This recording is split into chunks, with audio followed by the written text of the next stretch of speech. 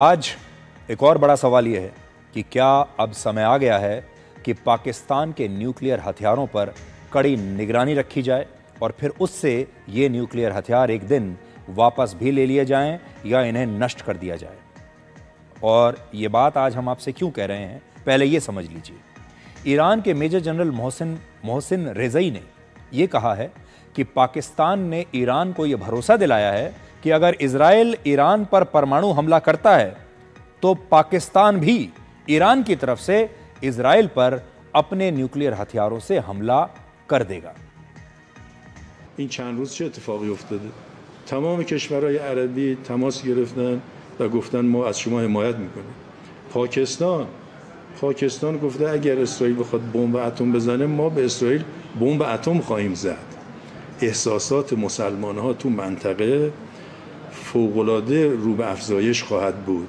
هرچی ما قوی‌تر عمل کنیم، هرچی مردم ما همراهی بیشتری با نیروهای مسلح عمل کنن، ما از این گردن عبور کنیم، اون طرفش یک اقیانوسی از پیشرفت سیاسی.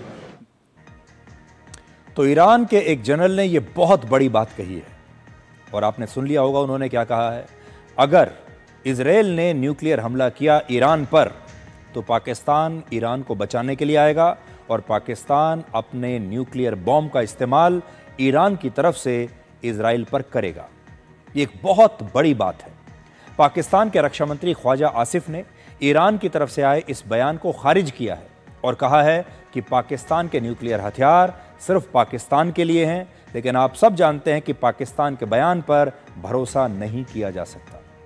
1970 के दशक में जब पाकिस्तान न्यूक्लियर हथियारों को विकसित कर रहा था, उस समय जुल्फिकार अली भुट्टो और जनरल ज़ियाउल हक ने कहा था कि पाकिस्तान के न्यूक्लियर बॉम्ब इस्लामिक बॉम्ब होंगे जो पूरी दुनिया में इस्लाम धर्म को मानने वाले देशों की रक्षा के लिए होंगे। इस आधार पर अगर देखें तो ईरान के इस जनरल ने जो बात कही है उसमें काफ़ी हद तक सच्चाई हो सकती है।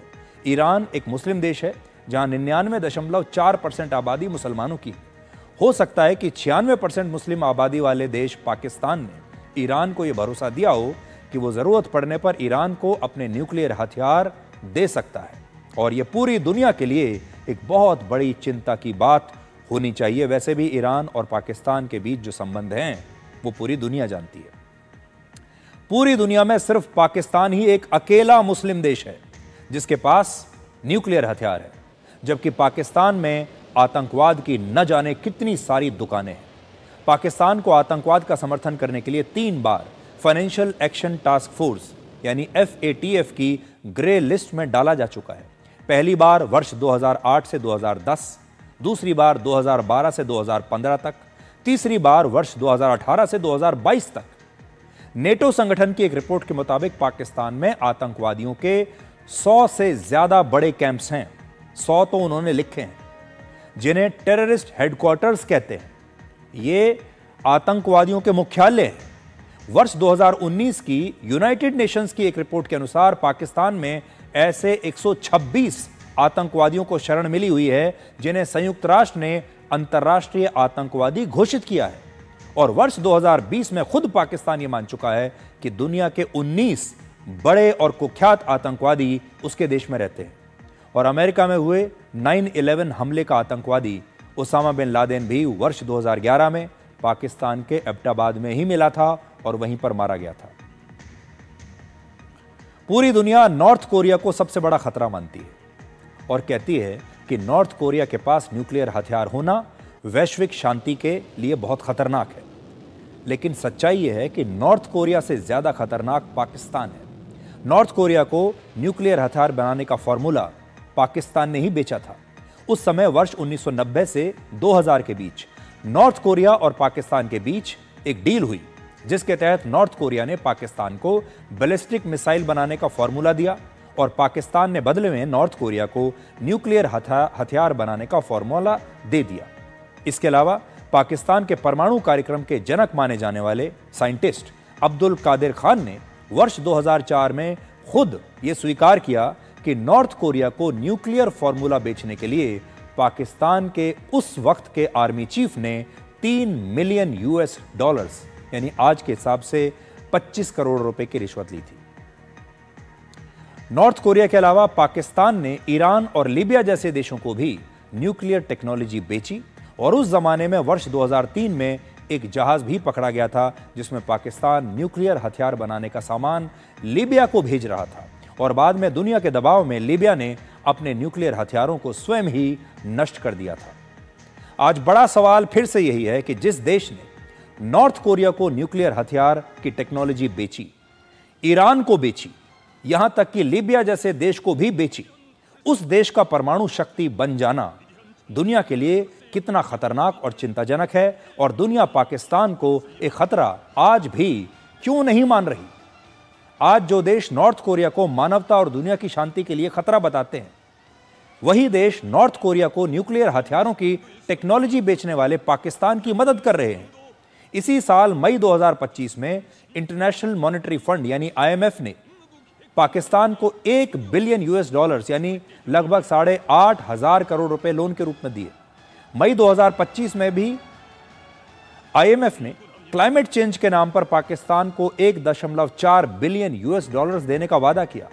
इसी साल वर्ल्ड बैंक ने अगले 10 वर्षों में पाकिस्तान को $40 बिलियन यानी 3.5 लाख करोड़ रुपए का एक पैकेज देने का ऐलान किया है और एशियन डेवलपमेंट बैंक ने भी इसी साल पाकिस्तान के लिए $800 मिलियन का लोन मंजूर किया है और खुद पाकिस्तान ने अपने इस साल के वार्षिक बजट में ऐलान किया है कि वो $20 मिलियन से ज्यादा पैसा सिर्फ लोन और उधार लेकर इकट्ठा करेगा।